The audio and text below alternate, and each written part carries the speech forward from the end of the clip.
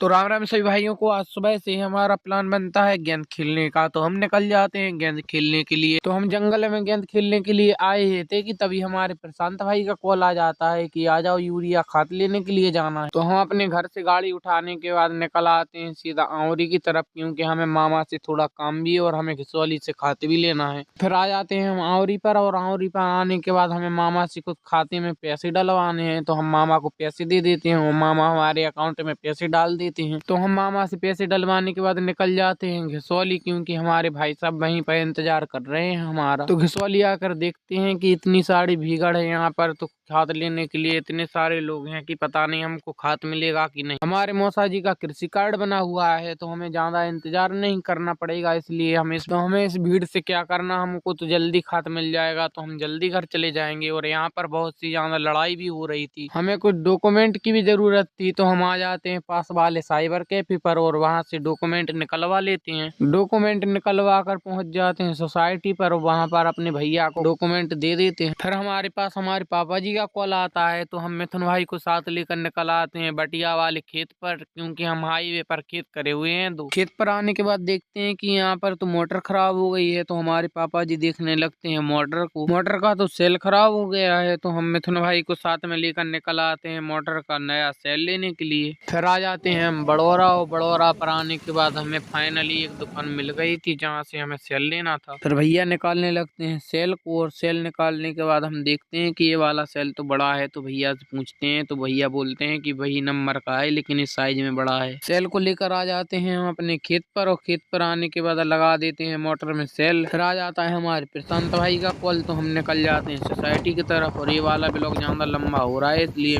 Next blog में मिलते हैं दोस्तों।